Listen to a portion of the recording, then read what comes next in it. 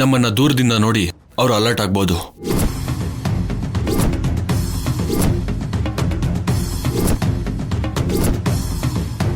ಹೌದು, ಅವ್ರು ಹೇಳ್ತಿರೋದು ಕೂಡ ನಿಜನೇ.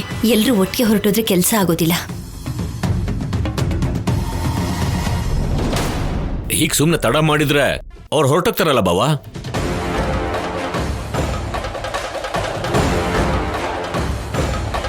ಎಲ್ಲೂ ಹೋಗೋದಿಲ್ಲ. ಅವ್ರ ವಿಷಯ ನನಗೆ ಬಿಡಿ. ನೀವು ನೇರವಾಗಿ ಪೊಲೀಸ್ ಸ್ಟೇಷನಿಗೆ ಬಂದರೆ ಅವ್ರನ್ನ ಕರ್ಕೊಂಡು ನಾನು ಕೂಡ ಸ್ಟೇಷನಿಗೆ ಬರ್ತೀನಿ.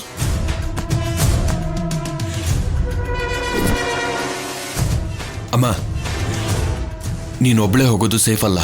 ನಿನ್ ಜೊತೆ ನಾನು ಬರ್ತೀನಿ. ಪರವಾಗಿಲ್ಲಪ್ಪ, ಒಬ್ಳೇ ಹೋಗ್ತೀನಿ.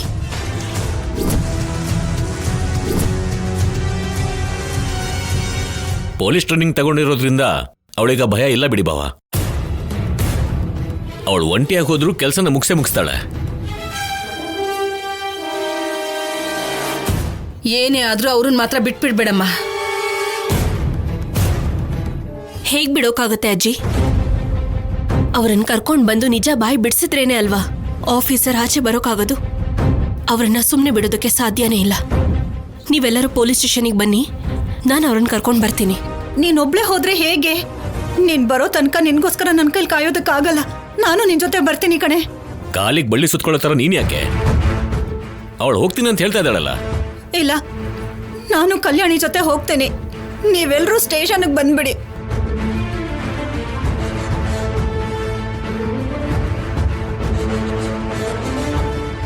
ಇರ್ಲಿ ಬಿಡಿ ಮಾವ, ಬರ್ಲಿ.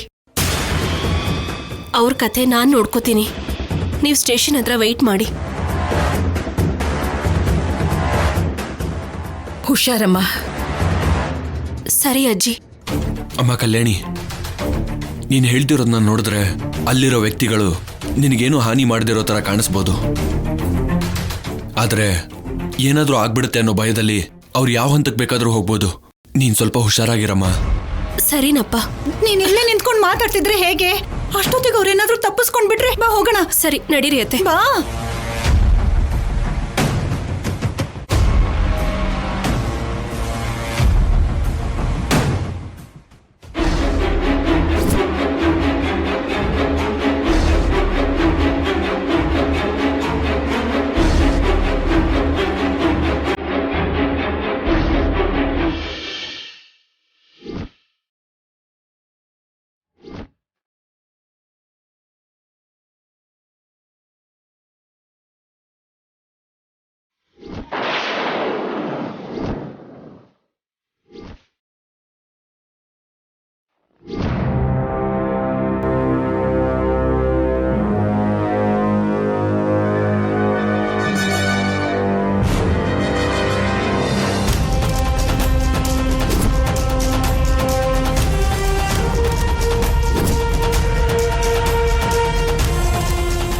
ಅಣ್ಣ, ಸ್ವಲ್ಪ ಬೇಗ ಹೋಗಪ್ಪ. ಸರಿ ಮೇಡಮ್. ಅತ್ತೆ, ನೀವೇನ್ ಬೇಜಾರು ಮಾಡ್ಕೋಬೇಡಿ. ಅವರು ಕೈಗೆ ಸಿಕ್ಕಿದ್ರೆ ಆಫೀಸನ್ನ ಬಿಡಿಸ್ಕೊಳ್ಳೋದು ತುಂಬಾ ಈಸಿ. ಒಂದ್ಸಲ ಅವ್ರು ನನ್ನ ಕಣ್ಣಿಗೆ ಏನಾದ್ರೂ ಬಿದ್ರೆ ಅವ್ರ ಪ್ರಾಣ ತೆಗೆದು ಬಿಡ್ತೀನಿ.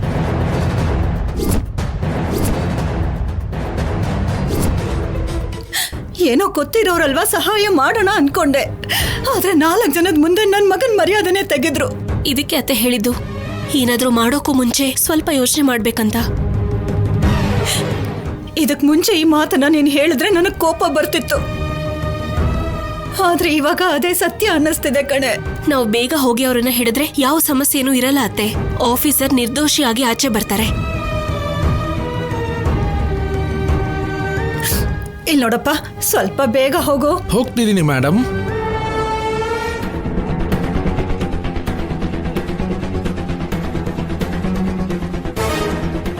ಏನಮ್ಮ ಇನ್ನೂ ಪ್ಯಾಕ್ ಮಾಡಿಲ್ವಾ? ಮುಗಿತಾ ಬಂತು. ಟೈಮ್ ಆಗ್ತಿದ್ಯಮ್ಮ.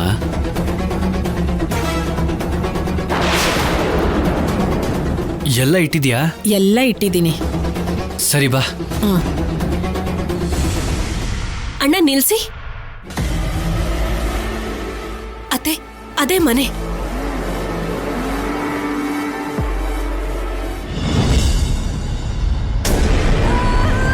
ಲೋ ಮಗ, ಏನಮ್ಮ ಗ್ಯಾಸ್ ಆಫ್ ಮಾಡಕ್ ಮರ್ತು ಬಿಟ್ಟೆ ಕಣೋ. ಏನಮ್ಮ ನೀನು?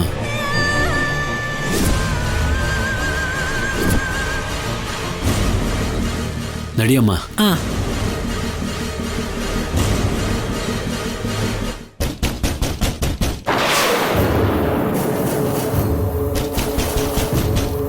ಬಾಗ್ಲು ತೆಗೀರಿ.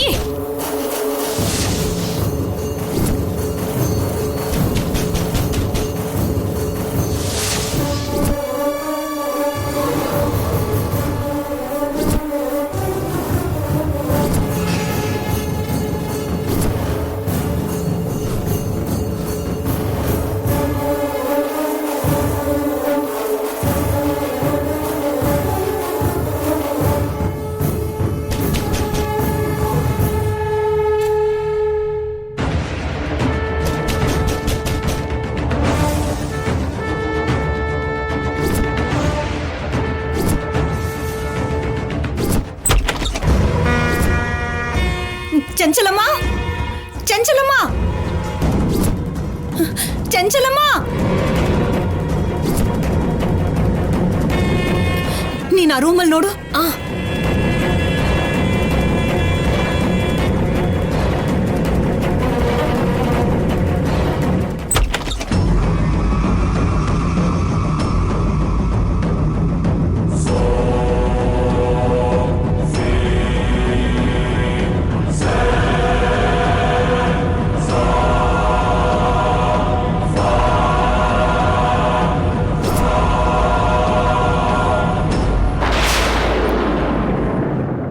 ಸಿಕ್ಕದ್ರಾತೆ?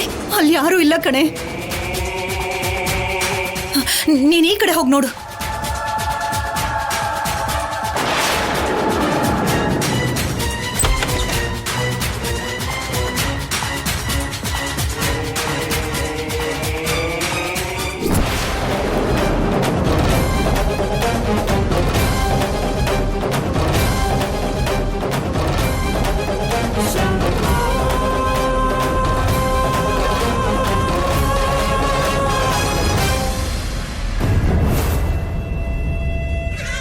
ಅತ್ತೆ, ಅವರು ನಾವು ಬರ್ತೀವಿ ಅಂತ ಮುಂಚೆನೆ ಓಡ್ ಹೋಗಿದ್ದಾರೆ.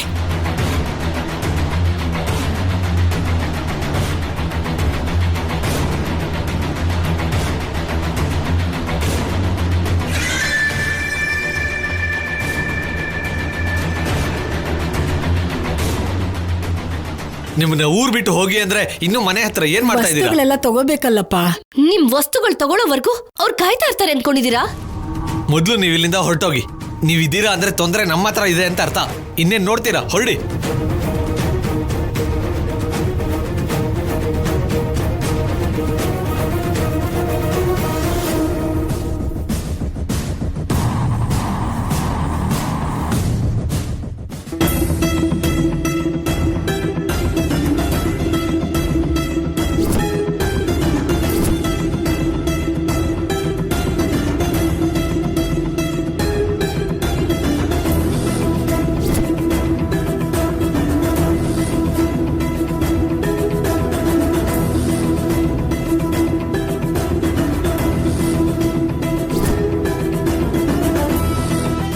ಏನಿದ್ ಭಾವ, ಏನ್ ಮಾಡ್ಬೇಕು ಅಂತ ನಂಗೆ ಅರ್ಥ ಆಗ್ತಾ ಇಲ್ಲ. ಭಯ ಪಡ್ಬೇಡಿ, ಕಲ್ಯಾಣಿ ಎಲ್ಲ ನೋಡ್ಕೋತಾಳೆ. ಇಲ್ಲಿನ ಪರಿಸ್ಥಿತಿ ನೋಡ್ತಾ ಇದ್ರೆ ಶೌರ್ಯನ ಅರೆಸ್ಟ್ ಮಾಡೋ ಎಲ್ಲ ಏರ್ಪಾಡು ನಡೀತಿರೋ ಹಾಗಿದೆ. ಮತ್ತೆ ಕಲ್ಯಾಣಿ ಕೂಡ ಇನ್ನೂ ಬಂದೇ ಇಲ್ಲ. ನನ್ನ ಮಗಳ ಮೇಲೆ ನಂಗೆ ನಂಬಿಕೆ ಇದೆ. ಎಂಥ ಪರಿಸ್ಥಿತಿಲೂ ಶೌರ್ಯ ಅರೆಸ್ಟ್ ಆಗದಿರೋ ಥರ ನೋಡ್ಕೋತಾಳೆ.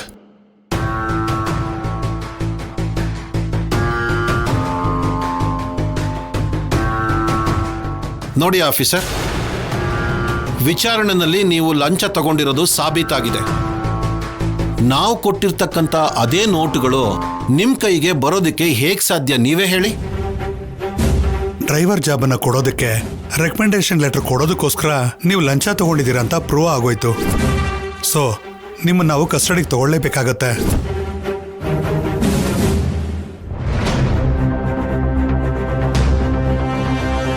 ಕಲ್ಯಾಣಿ ಅವ್ರು ಸಿಕ್ಕಿದ್ರಾ? ಇಲ್ಲ ಅಪ್ಪ, ನಾವು ಹೋಗೋ ಅಷ್ಟರಲ್ಲಿ ಮನೆ ಖಾಲಿ ಮಾಡಿದ್ರು. ಮತ್ತೀಗ ಹೇಗಮ್ಮ? ನಾವೇನಾದ್ರೂ ಮಾಡ್ಬೇಕು ಅಂದ್ರೆ ಲಂಚ ತಗೊಂಡಿದ್ದಾರೆ ಅಂತ ಹೇಳ್ದವ್ರೆ ಸಾಕ್ಷಿ ಹೇಳ್ಬೇಕು. ಅವ್ರು ಸಿಗ್ಲಿಲ್ಲ ಅಂದ್ರೆ ಬೇರೆ ಏನ್ ಮಾಡ್ಬೇಕು ಅಂತ ಅರ್ಥ ಆಗ್ತಿಲ್ಲ. ಹಾಗೆ ಹೇಳ್ಬೇಡ ಕಲ್ಯಾಣಿ, ನಿನ್ ಮೇಲೆ ಈಗ ನನಗೆ ನಂಬಿಕೆ ಇರೋದು. ದಯವಿಟ್ಟು ಏನಾದ್ರೂ ಮಾಡು, ನನ್ ಮಗ ಅರೆಸ್ಟ್ ಆಗ್ದಿರೋ ಹಾಗೆ ಕಾಪಾಡು.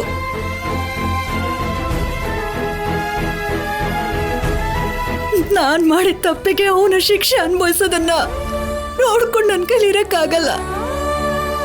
ಒಂದ್ ವೇಳೆ ನನ್ ಮಗ ಅರೆಸ್ಟ್ ಆಗೋದ ಅಂದ್ರೆ ನಾನು ಸತ್ತು ಹೋಗ್ತೀನಿ.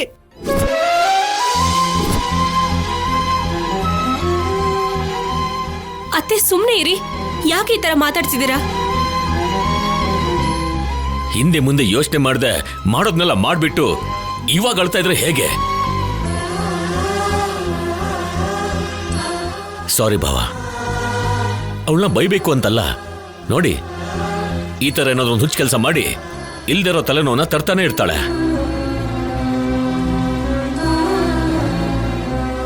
ಭಾವ, ಈಗ ನಾವು ಯೋಚನೆ ಮಾಡಬೇಕಾಗಿರೋದು ನಮ್ಮ ಶೌರ್ಯನ ಹೇಗೆ ಕಾಪಾಡ್ಕೋಬೇಕು ಅಂತ.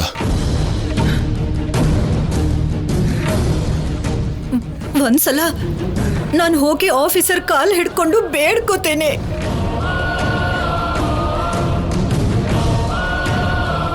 ತಪ್ಪು ನಂದಾಗಿರೋದ್ರಿಂದ ನನ್ನನ್ನೇ ಅರೆಸ್ಟ್ ಮಾಡಿ ಅಂತ ಕೇಳ್ಕೋತೇನೆ.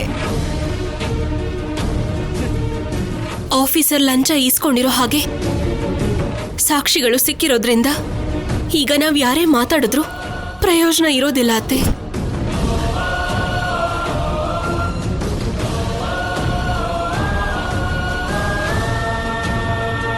You will be removed from the service.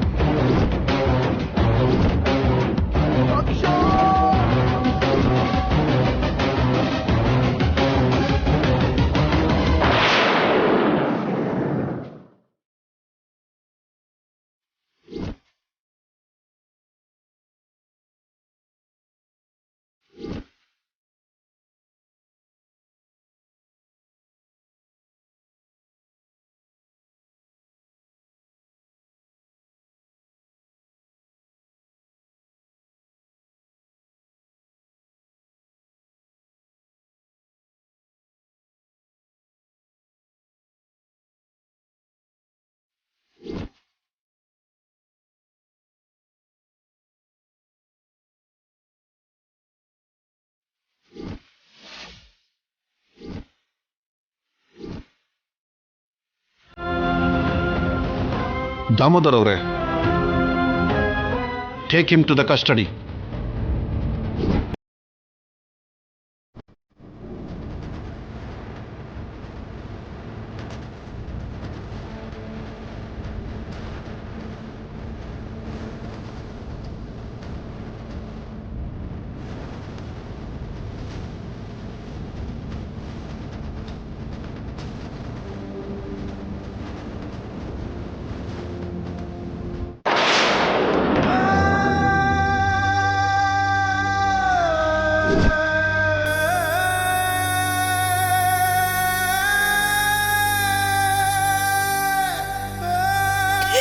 ಶೌರ್ಯ, ಪಾಪ ಮಾಡ್ದೋಳು ನಾನು. ನನ್ನಿಂದಾಗೆ ನಿನಗೆ ಅವಮಾನ.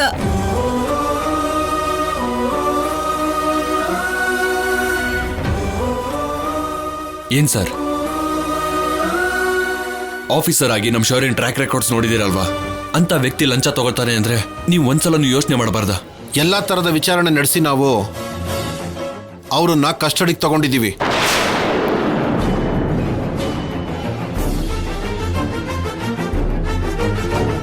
ನಮ್ಮ ಡ್ಯೂಟಿಗೆ ಅಡ್ಡ ಬರಬೇಡಿ ನೀವು.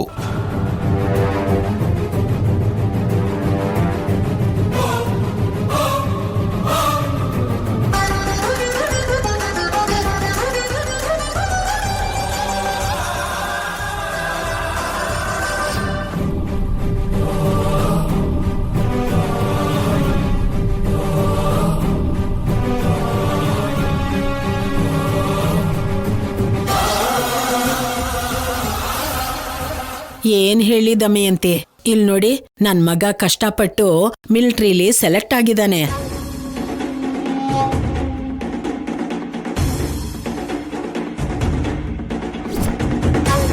ಲೋಕಲ್ ಪೊಲೀಸ್ ಅವ್ರದ್ದು ಸೈನ್ ಬೇಕಂತೆ. ನಿಮ್ ಮಗ ದೊಡ್ಡ ಪೊಲೀಸ್ ಆಫೀಸರ್ ಅಲ್ವಾ, ನಿಮ್ ಮಗನ್ ಹತ್ರ ಸೈನ್ ಮಾಡಿಸ್ಕೊಡಿ ಅಂತ ಕೇಳೋಕೆ ನಿಮ್ ಹತ್ರನೇ ಬಂದೆ.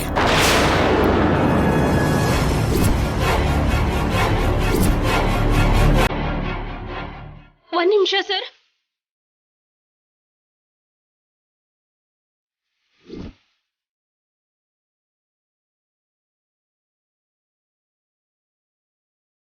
ನಮ್ಮ ಮನೆಯವ್ರನ್ನ ಯಾಕೆ ಅರೆಸ್ಟ್ ಮಾಡಿದೀರಾ? ನಿಮಗೆ ವಿಷಯ ಗೊತ್ತಿಲ್ವೇನಮ್ಮ? ಪೊಲೀಸ್ ಸ್ಟೇಷನಲ್ಲಿ ಡ್ರೈವರ್ ಪೋಸ್ಟಿಗೋಸ್ಕರ ಆ ಪೋಸ್ಟನ್ನ ಕೊಡೋದಕ್ಕೆ ಲಂಚ ತಗೋತಾ ಇದ್ರು ಅಂತ ಅವರು ಕಂಪ್ಲೇಂಟ್ ಕೊಟ್ಟಿದಾರಲ್ವಾ? ಡ್ರೈವರ್ ಪೋಸ್ಟ್ಗೆ ಅಂತ ಈ ಡಿಪಾರ್ಟ್ಮೆಂಟ್ ಏನಾದ್ರೂ ನೋಟಿಫಿಕೇಶನ್ ಕೊಟ್ಟಿತ್ತಾ?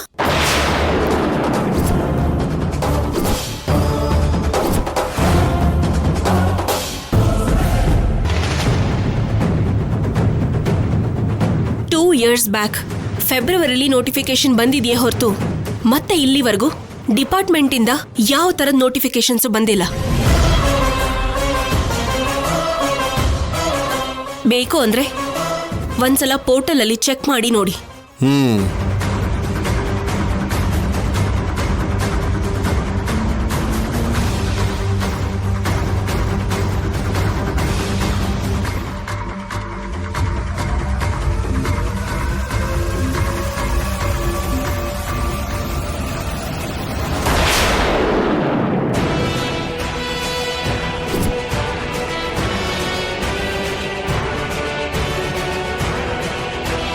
ಅಷ್ಟಕ್ಕೂ ಆ ಜಾಬ್ಗೆ ಓಪನಿಂಗ್ಸೇ ಇಲ್ಲ ಅಂದಮೇಲೆ ಆ ಜಾಬ್ಗೆ ಹೇಗೆ ಲಂಚ ಕೊಡ್ತಾರೆ ಸರ್? ಸರ್, ನನ್ನ ಮಗಳು ಕೇಳ್ತಿರೋ ಪ್ರಶ್ನೆಗೆ ಉತ್ತರ ಕೊಡಿ. ಅವ್ರ ಕಂಪ್ಲೇಂಟ್ ಪ್ರಕಾರ ನಮ್ಮ ಶೌರ್ಯನ ನೀವು ಅರೆಸ್ಟ್ ಮಾಡಬೇಕು ಅನ್ಕೊಂಡ್ರೆ ಅಷ್ಟಕ್ಕೂ ಡ್ರೈವರ್ ಪೋಸ್ಟ್ಗೆ ನೋಟಿಫಿಕೇಶನ್ ಇಲ್ದಿರುವಾಗ ಲಂಚ ಕೊಡೋದು ತಪ್ಪೇ ಅಲ್ವಾ?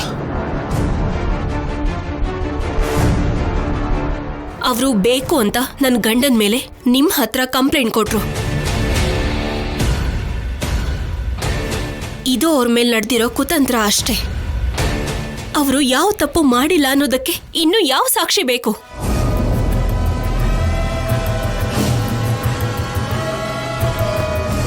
ಸಾರಿ ಆಫೀಸರ್, ನಿಮ್ ಮಿಸ್ಸಸ್ ಹೇಳ್ತಾ ಇರೋದ್ರಲ್ಲಿ ನ್ಯಾಯ ಇದೆ.